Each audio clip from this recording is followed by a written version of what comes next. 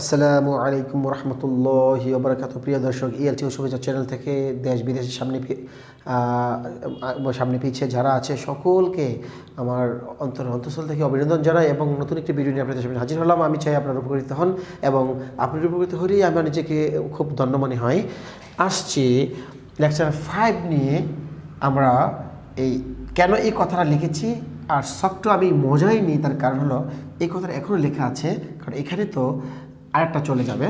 এই দেখেন, এটা আমি সরিয়ে এখানে আমরা 2 নংটা স্থানরা পদবীর 2 নং মানে ওয়াজ ওয়ার সম্পর্কে হয়ে গেল।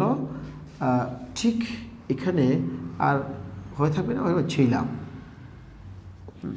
তাহলে ওয়াজের মানে কি? তা ছিলাম, আমি ছিলাম ইংলিশটা কী হবে? উদাহরণে এই কথাটা আসবে,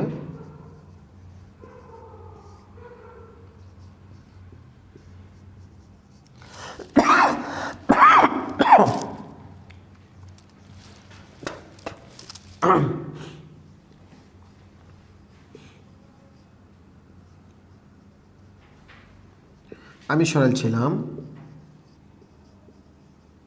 আই ওয়াজ ইন সরাইল।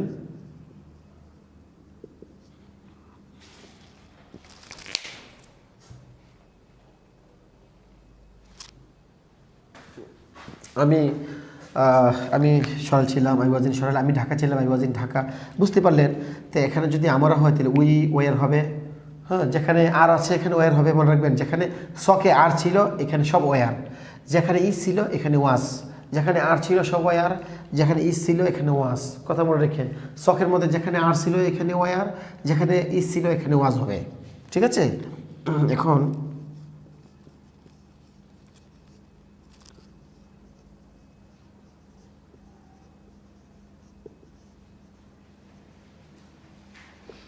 আমি একজন ছাত্র ছিলাম,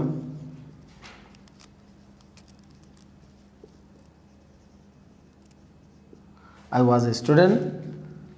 দেখছেন? আপনারা এটা দিয়ে, আমি একটু সরে দাঁড়িয়েছি, তারপরে আমি বলি, আপনারা লিখবেন।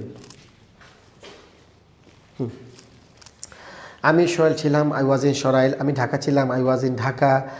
আমি লন্ডন ছিলাম, আই ওয়াজ ইন লন্ডন। আমি সিলেট ছিলাম, আই ওয়াজ ইন সিলেট। বুঝতে পারছেন? এভাবে দিতে থাকবেন। যেহেতু আমি স্থান বা পদবী নিয়ে কথা বলতেছি, স্থান বা পদবীর 3টা পার্ট আছে।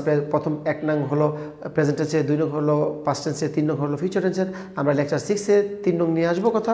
এখন হবে এটা দিয়ে বাক্য তৈরি কীভাবে বাড়াবেন, বাক্য তৈরি করে থাকবেন। হ্যাঁ, আর কীভাবে একটু লাগবে, জোড়া লাগবে, এটা আমি আরও পরে বলবো। শুধু আপনারা ইংরেজি বাক্য তৈরির লেকচার 5 কি লিখেছি দেখবেন। লেকচার 5-এ ওয়াজ ওয়ারের ব্যবহার হলো। এখন আমি একজন ছাত্র ছিলাম, আই ওয়াজ এ স্টুডেন্ট। আমি একজন শিক্ষক ছিলাম, আই ওয়াজ এ টিচার। এরকম আই ওয়াজ ঠিক করে, ঠিক রাখে, শুধু নাউনটা চেঞ্জ করে আপনারা বাক্যটা লিখবেন। আমি একটু চুপ থাকতেছি, আপনারা লিখেন।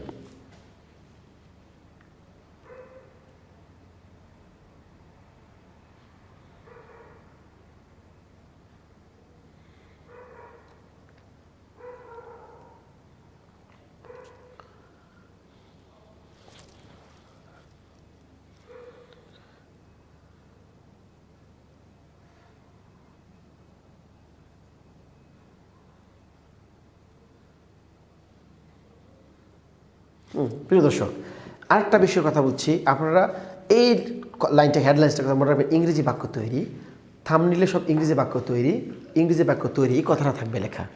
ঠিক আছে? ইংরেজি বাক্য তৈরি, এই বাক্য লেখা থাকবে। লেকচার যাই এসে প্রত্যেকে লেকচার পড়বেন। এবং আমার কথা হলো, এটি কিন্তু সব অ্যাফার্মেটিভ মোডে চলতেছে। এটাকে ইন্টাগ্রেটিভ কেমনে হবে, নেগেটিভ কেমনে হবে, এগুলো বলবো। আপনারা শুধু মনে রাখবেন, স্থান বা পদবীর 2 নং এখানে, 2 নং জায়গা কিন্তু এখনই লেকচার 6-এ 3 নং এসে যাবে। প্রিয় দর্শক, আশা করি লিখেছেন এবং বাক্য তৈরি করবেন। আরও বড় কীভাবে করবেন এটা আমি একটু পরেই বলবো, আর একটা ভিডিওতে বলবো বা পরে বলবো। তাহলে লিখেছেন এবং ভালো করে প্র্যাকটিস করেন, বারে বারে লিখবেন, বেশি করে লিখবেন। এই সাবজেক্ট চেঞ্জ করে লিখবেন, আর ওয়ারও লিখবেন। যখন এখানে যদি একটা উদাহরণ দেখে দিই, যদি এখানে শুধু আমরা দিই, আমি কিন্তু বলে রেখেছিলাম ঢাকা ছিলাম, তাহলে এখানে ওয়াজ না থেকে কিন্তু ওয়ার হয়ে যাবে, এখানে উই হয়ে যাবে। প্রিয় দর্শক, আমি কিন্তু এই কথাটা বলেছিলাম যে যেখানে আর আছে এখানে ওয়াজ, যেখানে ইজ আছে এম আছে এখানে হলো,